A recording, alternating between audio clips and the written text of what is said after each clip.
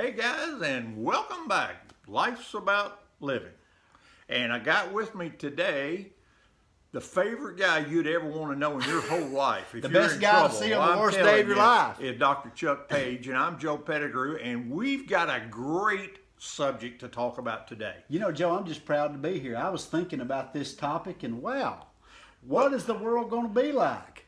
How many of you dreamed that we would have the conveniences right now, 10 years ago, or when you were a kid? Can you imagine when you were a kid having a lawnmower that would do 0 turns? I mean, the one I had is the one. They used to be commercial. Now everybody's got one of those. My daddy used to make me go out with what looked like scissors and clip weeds by my house. You know, there was no weed eaters. But what we want to talk about. You know what I did? No. It's like, whoa. You know what I did to my kids? You know, I've got 3 sons. I got 2 older sons and then an older son. So my older boys, I made them cut the grass with one of them old fashioned cutter mowers that roll and just cuts the grass. Not electric, not gasoline, nothing. And then of course Charlie got the big riding mower, and he zips around and makes figures of 8s on the grass. That ain't fair. Boy, I tell you, I never heard the rest. Oh, Daddy, you're just softening up your old. Anyway, go ahead. Yeah. No, but I want us just to wonder what the world's going to be like in 10 years. I mean, it's hard compared to where we were, say, 10 years ago. And it's let me hard tell you, to this kind of virus, conceive that. It's this changed virus everything. has kicked the whole thing into times. But you know. That's right. Wear those all the time. You know, old Fauci says we're going to be wearing these masks till 2022. Is that right? 2022. Can you imagine? I mean, I've already got my vaccine. Why do I need to have I've got my Anyway, second one I'm scheduled. getting you off track. Listen, the older we get, I think it's the less we realize how little we knew in the first place to go through. I want you to think about, you know, I remember my daddy used to work on cars. Right. And now, when you pull the hood up of a car, it looks more like a computer. Oh, absolutely. Than it does the car. There are no shade tree mechanics anymore. Yeah. I mean, people just, you got to go plug it into a computer when you go to get it and fixed. Heaven forbid, getting in your car and driving to the grocery store and having to pick out your own groceries. You just pick up the phone call and order them now and just go and they load them in your car. No, you order on the internet now. You can click the button. That's the right. way you do it. What about in the medical? You can get meds by over the telephone. What about seeing doctors over the phone? Listen, we have to e-prescribe medicines now, especially prescription medicines, and that's a whole nother deal. But you know, you can't just call the pharmacists anymore and say, hey, I need 10 of these for Joe Smith. No, I mean you can, but it's just nowadays it's e-prescribed. They want to follow everything we're doing. Well, and some of that, I guess it's good, but how about seeing a doctor over the telephone? What do you call that now? Telemed or whatever? Where I can call a doctor and they look at me over just like we're doing our show, and I guess I show them my arm or whatever's wrong with me, and they prescribe. For what I do, that's really complicated. Sir, would you drop your britches in front of the screen? Sorry, Joe. I remember. I'm sorry. I had a brother-in-law that was a doctor. I had a brother-in-law who was a doctor. If you said to him, he says, I kind of got a headache. He said, you need to go see a physician. He would give you no free You need to go see a real doctor. Yeah, he would give you no thing. How about concepts that we have now like FaceTime? Who would have ever thought FaceTime? I can get on the phone at night, and I do, and I read a bedtime story to my 4 and 6-year-old 2,000 miles away. Right, that's crazy. Is that not the craziest thing? Who would have thought? We just wouldn't have ever thought that would have been possible, and to see each other while we're doing it. This is kind of like the Jetsons. Do you remember that show? Yeah. That cartoon? Yeah. I think a lot of that probably is coming true. That's real. But I tell you, back to the telemedicine thing, one of the things I've realized is that there's something also that's lost in that new technology. I mean, there's so many people that, have you ever went to go see your doctor and they come in with a computer screen? Hey, Joe, how you doing? Yep. Hey, what's going on? Yep. How's this? And one of the things that's lost now, I believe, is the human touch. Well, I can see that.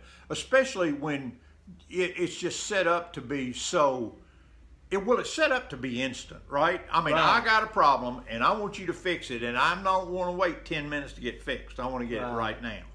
And so, that telemedicine, I think the other thing that always gets me, I remember different things in my life, and when you go to the doctor and they end up saying, they look at something and they say, well, Joe, you didn't come in because you have high blood pressure, but your blood pressure's high.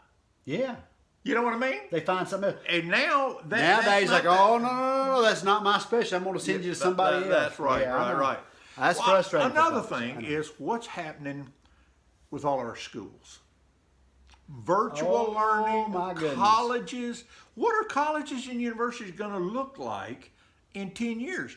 Are they going to have dormitories? Or is everybody? I sure hope they do, because I've got one at home right now, Joe. Having a 21-year-old boy in your house is like having two bulls in a china closet. But I do think there are experiences you have. Yeah. Living alone in college and stuff that you can't replicate anywhere else. You got to grow up. But yet, if we get to the point where kids don't want to live there anymore, right. or teachers get so. What about a teacher that only way they ever touch or see a kid is over the internet? There's so much that's missed in that interaction, I believe. Yeah, so we are moving further and further. When this first came out, I'll tell you where I really saw it. Is when we first came out with using the email as the main way of communicating.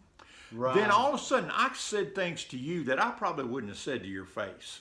But I'd absolutely, say it and we see that now. Of and course, we turned this world into an impersonal place, and it's getting less and less personal. Right. Well, how do we fix that, Joe? Well, I'm not sure I know, especially in the middle of this where virus, we're at, because we're so scared to do it. Another one, maybe because I'm a big sports fan, but I can remember when my son went to school down at Auburn, and I went down there, and I don't know how many seats, but they put more in there than they actually got space for your tails in the seat. It was like a billion people in there. I know. Is that gone because of the way that we're going? I'm thinking about this. I was there when the Aggies played LSU. It was at 74. This is the longest game, longest overtime. And my son, I'm an old man. He had maybe stand with all the Aggies. Well, I had to stand for about 8 hours that football game. It almost killed me. Well, but but think about this. We were so packed in there like sardines, I couldn't even move, and I couldn't sit. Because you sit, you can't watch. But we've talked about some things that have happened recently. But think about the football games now, man. They got all them. Have you ever watched the football games? Basically, all them fake people up there. They're not even real. Well, but all the thing I know about kids and they are kids playing sports and stuff like that is the main thing a kid says when you go outside. Watch me, Daddy. Watch me, Mama. They want to be watched. It ain't the same having television cameras in there. Kids want to be watched. Cheerleaders want to be watched. The members of the band want to be watched. People are thin. Again, we're pulling this thing back further to where less and less becoming a personal society. So the question to me, we've talked about all the things that have happened in the last few years to make this happen. What do you think in medicine, Chuck? What's in the next 10 years for us? Who knows? I may have to. They're still making me wear a mask, and I've been vaccinated. I've got antibodies. I'm immune. Will you still have an office, or you just do everything by television? Internet. Who knows? But what I do, I can't just do on the internet. Guys, I have a job nobody wants. So, but if you're a ear, nose, and throat doctor or whatever like that, it just makes me wonder. I know, it's crazy. What about all these, I did a thing the other night where I called Google because I couldn't get something to work. And how'd that first thing they said, first thing they said when I reached a live human being is, we're working from home. I'm okay with that, but I start thinking, well, will the head of Google start figuring out I can save $1 bazillion if I don't have to rent offices for all those people and leave them there? What's going to happen? The world, we're setting ourselves up for something unlike I think that we have seen before. And so when you ask the question, it's something to really sit and ponder. What is the world going to look like down the road? Well, here's a question, even bigger than what's the world going to look like. what are we going to look like? What are our relationships going to look like? Yes. I mean, thinking about how we're going to relate to people. I mean, there's some good. I mean, there's really is some good with some of this new technology. Now that is. I mean, like there the is a good FaceTime, thing. Yeah. and that is good. But there's also a kind of a. I think there's a bad side to it. We've been talking about the medicine visits and the fact that you can't replace that time of Daddy watch me.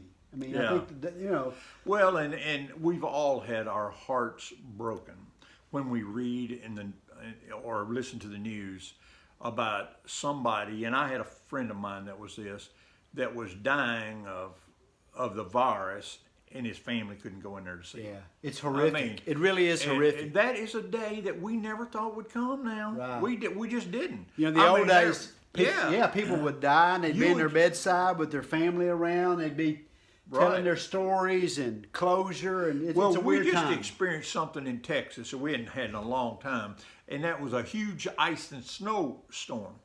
And there was a man that lived just right next door to me that I checked on, and it was 3 below zero. Remember the temperature? Yeah. I mean, it don't get cold like this in Texas very often. He was in his bed without any electricity, with about 10 blankets on, in 2021. Now that's so. The more we feel like we're getting so big, advance wise, boy, I tell you what, the Lord can bring us to our knees. Absolutely, we are not in control. But you know something I realized too, Joe, and I want to end on this. If I can end, you always get to end. I won't get to end. That's because I'm a better ender. But go ahead. Well, I think this is pretty good. I think this is a pretty good ending. You may disagree. But, we went through this ice storm in Texas. In Texas, man, everything shuts down. I know you guys from the north laugh at us. But anyway, but it's funny. 3 days ago, it was 3 degrees. And I went out yesterday afternoon, and it was like all of a sudden something clicked on. And it was like springtime. Springtime in East Texas is just, it's the most beautiful. You can smell it in the air. You can hear the birds chirping. And so thinking about this, there's always possibilities in our problems, Joe. Yes, and one last thing, Chuck, when we talk about what's going to happen in 10 years, if we painted the picture that everything is bad, there's so much good stuff that has happened in the last 10 years, and there's going to be so much good stuff that happens in the next 10 years. Yeah. I think there is. We got to look for it. We've got to get out there and search for it and make it happen, because it's up to us. It really is truly up to us to find new things that make our life better. Absolutely. Text LAL to 66866. This is Life's About Living. This is Dr. Joe Pettigrew, and I'm Dr. Chuck Page. Thanks for being on the show. We got a good lineup for you today. How about next time we talk about the snow? Okay.